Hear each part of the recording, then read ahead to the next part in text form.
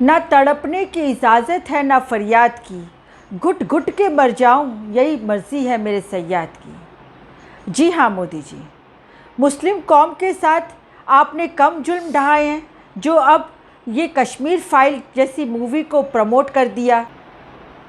सुनिए आप क्या कहते हैं अपने भाषण में। मेरा विषय कोई फिल्म नहीं है। मेरा विषय है कि जो सत्य है उसको सही स्वरूप में देश के सामने लाना देश की भलाई के लिए होता है। जी हाँ, जो सत्य है उसे उसी स्वरूप में देश के सामने लाना चाहिए, यही देश की भलाई है। तो फिर 2002 के दंगों में जो कत्लेआम हुआ मुस्लिमों के साथ, उसे भी तो देश के सामने लाना चाहिए। 2002 के दंगों के लिए आपने जिस तरीके से क्रिया के ऊपर प्रतिक्रिया की थ्योरी दी, उसको भी तो देश के सामने लाना चाहिए। 2002 के दंगों में आपके आरएसएस के, बीजेपी के, बजरंग दल के, विश्व हिंदू परिषद के गुंडों ने जिस तरीके से मुस्लिम माँ बहन बेटियों की इज्जत लूटी, जिस तरीके से उनके गर्भ को चीर के एक बच्चे को हत्या कर डाली गर्भ के अंदर, वो भी तो सामने लाना चाहिए।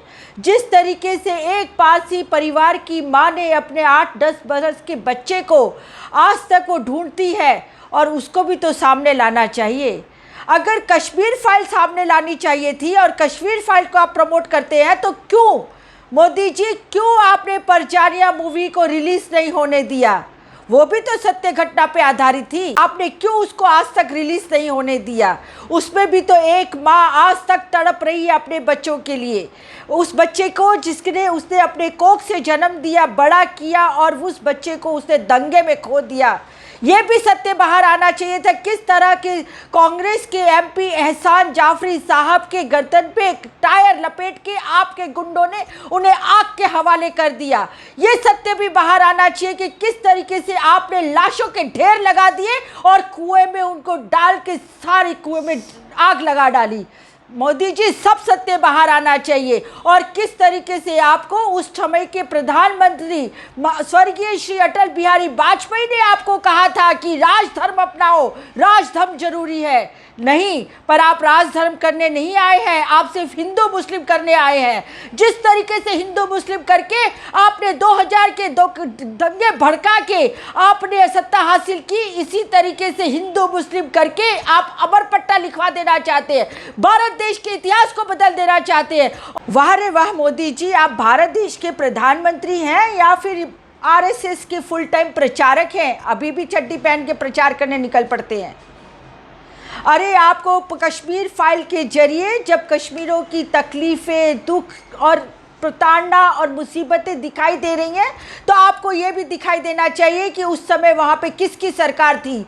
किसी की सरकार नहीं थी। और उस समय मुफ्ती मोहम्मद सईद जब अपना सरकार नहीं चला पा रहे थे, तो वहाँ पे गवर्नर का शासन था, और वो गवर्नर कौन था? वो आपका नुमाइंदा था, जिससे आपने बाद में भारतीय जनता पार्टी की टिकट दी जगमोहन को, और वो फिर वहाँ पे कैबिनेट मंत्री भी बने।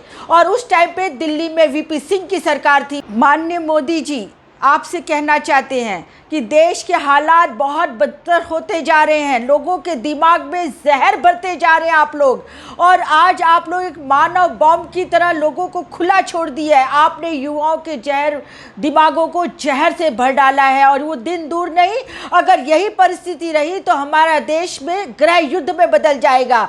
संभालिए अपने आप को और संभालिए अपनी वाणी विलास और भाषणों को। मूवियों के ऊपर किसी तरह के कमेंट नहीं होने चाहिए, आपको तटस्थ रहना चाहिए। आप देश के प्रधानमंत्री हैं, आप किसी आरएसएस संघ के प्रचारक नहीं हैं। आज से मैं इतना ही कहना चाहूँगी कि देश को बचा लीजिए, ये देश बहुत गलत तरीके से गलत दिशा में जाता जा रहा है। इस वीडियो के जरिए मैं सिर्फ एक ही संदेश देना चाहती हूँ मेरे तमाम देश के भाइयों बहनों से, कि राजनीति करने वाले राजनीति करेंगे, ये उनका काम है, ये उनका पेशा है, पर उनकी वजह से हमें किसी तरीके से अपने मन और विचारों में बदलाव नहीं लाना चाहिए। हम भारत देश के वासी हैं, और हिंदू, मुस्लिम, सिख, ईसाई सभी हमारे देश के भाई हैं, और हमें सबके साथ मिलजुल के रहना है। यही हमारा संविधान कहता है, यही हमारा संविधान सिखाता है। बस आज के लिए इतना ही। मेरा नाम रत्ना वोरा। यदि आपको मेरा ये वीडियो अच्छा लगा हो तो आप इसे ज़रूर शेयर कीजिए, इसे सब्सक्राइब कीजिए और अपने मित्रों, दोस्तों, साथियों से भी सब्सक्राइब कराइए। नमस्कार।